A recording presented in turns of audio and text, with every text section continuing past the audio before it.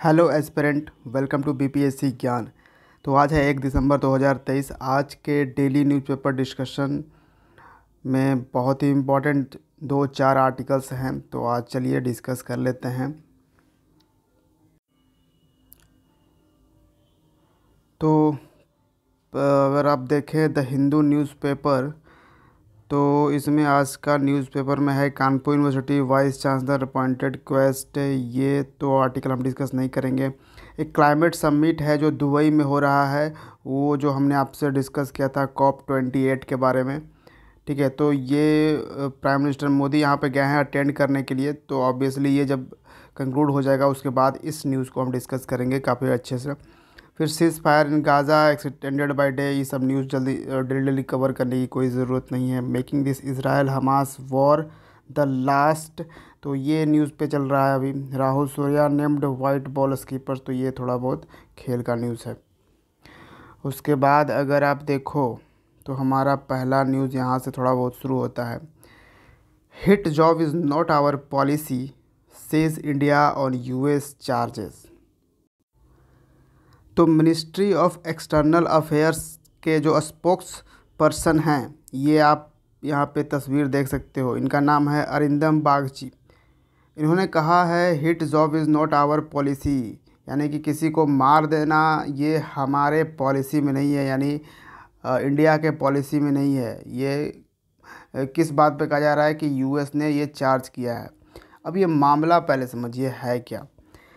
बात है, एक आपने सुना होगा खालिस्तानी जो हेड था, खालिस्तानी चीफ, एक आप कह सकते हो गुरपंत सिंह पन्नू, जिसने रिसेंटली ये भी धमकी दिया था कि एयर इंडिया में अगर कोई बैठ के आएगा तो हम उसको उड़ा देंगे या फिर वो हाईजैक कर लिया जाएगा, इस तरह से कुछ धमकी दी गई थी। तो अब यहाँ पे न्यूज़ निकल के आ रहा है कि जो अमेरिकी एजेंसी है यूएस ने चार्ज किया है एक इंडियन स्पाई। ठीक है, एक्चुअली अगर अकॉर्डिंग टू यूएस, अगर अमेरिका की बात माने तो उनका कहना है कि हमने एक निखिल गुप्ता को पकड़ा है, जो कि इंडियन नेशनल है निखिल गुप्ता, जिनका एक्चुअली कोड नेम CC1 है, CC1 कोड नेम। और उन्हें बताया जा रहा है कि ये मोस्ट प्रोबेबली इंडिया के या तो रॉ के एजेंट हैं या फिर IB के एजेंट हैं इंडिया के। और इन्होंने ये शूटर हायर कर रहे थे, ठीक है, किसको मारने के लिए। तो ये गुरपंत सिंह पन्नू जो है वो खालिस्तान का जो हेड है, ठीक है। इसी पे फिर कनाडा ने जो एलिगेशन लगा रखे थे कि निज्जर का जो किलिंग हुआ है इसको भी हमारी धरती पर नहीं, कनाडा में जाकर इंडिया ने इसको मरवाया है। फिर एक पाकिस्तान में भी एक खालिस्तानी जो था उसको वो मारा गया है। तो ये एलिगेशन लगाया जा रहा है कि इंडिया ने ये करवाया है। और अमेरिका में ये जो निखिल गुप्ता करने वाले थे, इसको ये यूएस ने, अमेरिका ने पकड़ लिया है। ये करने से पहले जो खालिस्तानी सेपरेटिस्ट ग्रुप था उसका हेड वहाँ पे रह रहा है। तो एक तो पहली बात कि यूएस यहाँ पे क्यों बचाने की कोशिश कर रहा है खालिस्तानी सेपरेटिस्ट का, और इसको पूरी तरह से इंडिया ने एक्सेप्ट तो किया नहीं है कि ये हम ही करवा रहे हैं या नहीं करवा रहे हैं, ठीक है। क्योंकि यहाँ पे जो भी मैं स्टेटमेंट में बता रहा हूँ वो अमेरिका का कहना है कि हाँ ये इंडिया करवा रहा है, और निखिल गुप्ता को इसने अरेस्ट कर रखा है फ़िलहाल। इस पे इंडिया ने क्या किया है, इंडिया ने कमेटी बनाई है और ये चेक करने के लिए बनाई है कि क्या सच में ऐसा क्या है, ये क्या मामला चल रहा है इस पे। तो ये एक न्यूज़ एंड ट्रांजिशन है, इस पे काफ़ी सारे अपडेट्स अभी और भी आने बाकी हैं, तो बाद में भी डिस्कस इसको करेंगे। आइए नेक्स्ट। अच्छा, एक बहुत ही important statement prime minister Modi ने दिया है। Poor youth, women and farmers biggest caste. तो ये 4 ऐसी कैटेगरी है, यही सबसे बड़े कास्ट हैं, बाकी कोई कास्ट इंडिया में नहीं है, ये इनका कहना है। और इन चारों में से भी सबसे प्रायोरिटी सेक्टर में है मोदी जी के, वो पुअर हैं। ठीक है, तो इन्होंने जैसे देखिए, एक तरह से पॉलिटिकल मुद्दा भी आप कह सकते हो, तो लेकिन वो हम नहीं जानेंगे।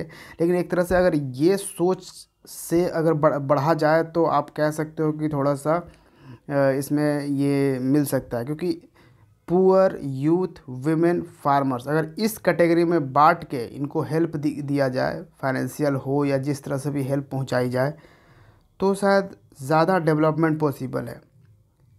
जहाँ तक की बात यहाँ पे करी जा रही है कि BC, BC1, OBC के अंदर और भी कई सारे कास्ट, फिर ये वो, तो वो एक यहाँ पे एक कॉन्सेप्ट हो सकता है। इस पे अभी और भी चीज़ें आएंगी। अब यहाँ पे प्राइम मिनिस्टर मोदी ने बोला है, मोस्ट प्रोबेबली इस पे हिंदू में आने वाले टाइम में एडिटोरियल भी आएगा, तो वो भी बहुत ही इम्पोर्टेंट होगा। ठीक है, तो ये चीज़ें भी एक थोड़ा सा देखना था। नेक्स्ट आ जाते हैं, GDP सर्जे 7.6% इन quarter second, goes past RBI forecast. अब रिज़र्व बैंक ऑफ इंडिया ने जो फोरकास्ट किया था, या कई दूसरे एजेंसियों ने फोरकास्ट कर रखी है, उन सब का फेल करते हुए इंडिया ने अपने जो Q2 में बहुत ही ज़्यादा यहाँ पे जो एस्टिमेट था वो 6 पॉइंट समथिंग का था, लेकिन हम यहाँ पे ग्रोथ दिखा रहे हैं 7.6% का ग्रोथ Q2 में। ठीक है, Q1 में भी हमने ये ग्रोथ दिखाए हैं, और Q2 भी आप यहाँ पे देख पा रहे होंगे कि ये दिखा पा रहे हैं। ठीक है, ये बेसिकली जुलाई टू सितंबर का है, अभी जो फाइनेंशियल ईयर चल रहा है 2023-24 इसमें का दो, यानी कि आपको पता होगा 4 क्वार्टर में ये पूरा फाइनेंशियल ईयर डिवाइडेड होता है, जिसमें 2 क्वार्टर का डेटा आ चुका है।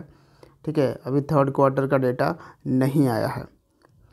तो यहाँ पे ग्रोथ रेट यहाँ पे दिखाई जा रही है, जो 6.5% प्रोजेक्ट किया गया था, वो अब यहाँ पे हम देख रहे हैं कि 7.6% का GDP ग्रोथ इंडिया कर रहा है। अब यहाँ पे आप देखोगे तो देखिए, ये जुलाई से सितंबर 2023 तक का ये डेटा, यानी जुलाई से सितंबर। अब देखो यहाँ पे जो क्वार्टर हमारा शुरू होता है अप्रैल से शुरू होता है। ठीक है, 1 अप्रैल से हम शुरू होता है, तो ये हो गया फर्स्ट क्वार्टर, और जुलाई से सितंबर ये वाला हो गया ये फर्स्ट, और ये सेकंड। और थर्ड में कौन सा आएगा, तो 3rd क्वार्टर में अक्टूबर टू दिसंबर आएगा। तो ये वाला डेटा तो अभी नहीं आएगा, क्योंकि अभी तो हमारा दिसंबर ही चल रहा है।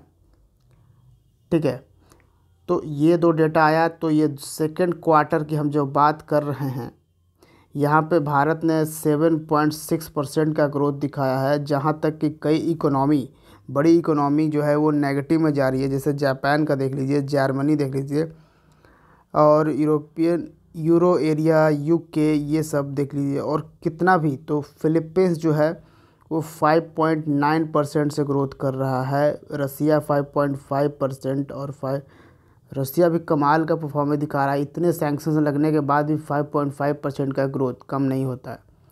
ठीक है, फिर 5.2%। लेकिन सबसे ज़्यादा अगर कोई ग्रोथ दिखा रहा है, तो यहाँ पे आप देख सकते हो हमारा प्यारा भारत।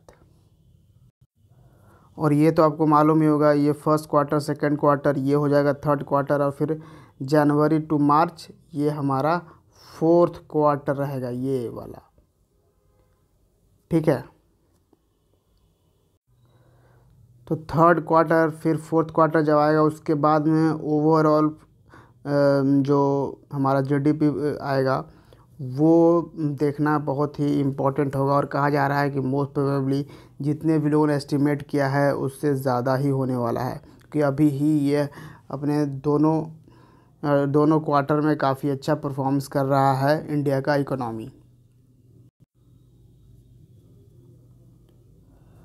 नेक्स्ट है, Jharkhand governor clears bill having provision of life term for cheating in exams.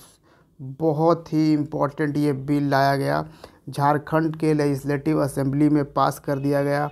उसके बाद गवर्नर ने भी इस पे अपना एसेंट दे दिया, तो जाकर ये अब बन चुका है एक्ट। इसका नाम क्या है? तो Jharkhand competitive examination measure for control and prevention of unfair means in recruitment bill 2023, which mandates a strict provision of life imprisonment and fine up to 10 crore rupees.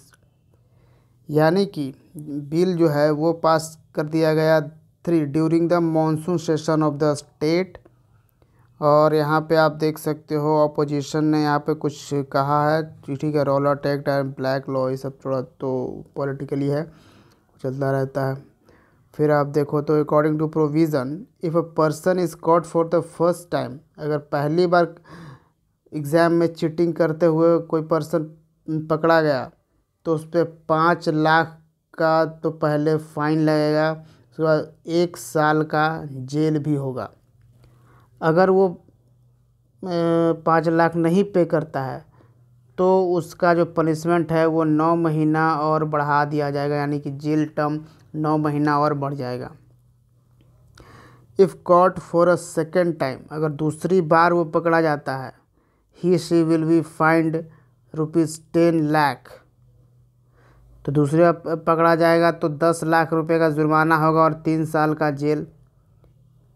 और फिर अगर 10 लाख रुपया नहीं पे करता है तो एडिशनल फिर वही पनिशमेंट हो जाएगा कि 30 महीना और ज़्यादा एक्स्ट्रा उसको जेल में रहना होगा। If found guilty an examinee will not be allowed to sit in any competitive exam for 10 years. और ये तो एक रहेगा है कि 10 साल तक वो किसी भी एग्ज़ाम में बैठने के लिए अलाउड नहीं किया जाएगा। The management system that conducts an examination. अब आप कहोगे कि ठीक है, ये तो पर्सन्स के लिए हो गया, जो बच्चा अगर ऐसा चीटिंग कर रहा है या कोई भी पर्सन अगर ऐसा चीटिंग कर रहा है तो उसके लिए पनिशमेंट है। What about the management, coaching institutions, ये सब का क्या रिस्पॉन्सिबिलिटी यहाँ पे बनता है? ये लोग भी तो करवाता है। तो यहाँ पे उस पर प्रावधान भी दिया गया है, management system that conducts an examination, the person engaged in transport और coaching institutes play a role of conspirator, then the punishment can range 10 years to life imprisonment. तो मिनिमम 10 साल का उसे जेल होगा। जो मैनेजमेंट है, मैनेजमेंट का head है, यानी कोचिंग जो इसमें इंडल्ज है चीटिंग करवाने में, ठीक है, इस षड्यंत्र में उसका भी हाथ है, तो उसको 10 साल मिनिमम सज़ा 10 साल का होगा। अदरवाइज ये सज़ा जो है उम्र भर तक का जा सकता है, ठीक है, उम्र कैद भी हो सकता है। और उस पर फ़ाइन लिया जाएगा 2 करोड़ रुपया से 10 करोड़ तक का फ़ाइन भी लिया जा सकता है उससे। और अगर वो नहीं पे करता है तो 3 साल और जेल कटो, जितना उसको मिला मिनिमम 10 साल तो मिलेगा ही, और उससे 3 साल और ज़्यादा हो जाएगा अगर 2 करोड़ रुपया नहीं पे करता है तो ये एक बहुत ही इम्पोर्टेंट एक्ट पास कर लिया है झारखंड ने। एंड इसका इम्पैक्ट दिखेगा और दूसरे स्टेट में भी ये होना चाहिए। ऑब्वियसली हमारे बिहार में भी ये बहुत ज़रूरी है, क्योंकि यहाँ भी काफ़ी फेमस है चोरी वगैरह के लिए, तो ज़रूरी है, एक लॉ होना ही मांगता है, ठीक है। तो ये था झारखंड का एक्ट। नेक्स्ट आर्टिकल देखिए, 3 anti submarine warfare ships for Indian navy launched. तो ये एंटी सबमरीन वॉरफेयर शिप्स जो है वो इंडियन नेवी के लिए लॉन्च कर दिया गया है। 3 आउट ऑफ 8 बनाना है, जिसमें कि पहला 3 सीरीज़ लॉन्च कर दिया गया। ये क्या है? तो एंटी सबमरीन वॉरफेयर शिप्स है, यानी कि सबमरीन को यहाँ पे ये रोकने के लिए ये है, दूसरे सबमरीन से लड़ने के लिए ये है एंटी सबमरीन वॉरफेयर शिप। इसका नाम क्या है ये भी इम्पोर्टेंट है। एक है INS माहे, दूसरा है INS मलवन और तीसरा है INS मंगरोल। ठीक है, तो ये तीनों मिल चुका है, ये लॉन्च कर दिया गया है। और इसको बनाया किसने है, तो कोचिन शिपयार्ड लिमिटेड ने इसको बनाया है इन तीनों को। ठीक है, 8 बनाने हैं उसको, anti submarine warfare shallow water crafts, जिस इस सीरीज़ में 3 बना दिए, INS माहे, INS मलवन, INS मंगरोल। तो ये आपको याद रखना है।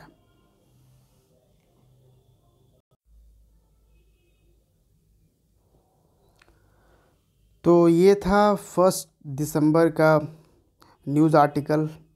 चलिए मिलते हैं नेक्स्ट न्यूज़पेपर डिस्कशन में। Thank you for watching BPSC ज्ञान। जय हिंद।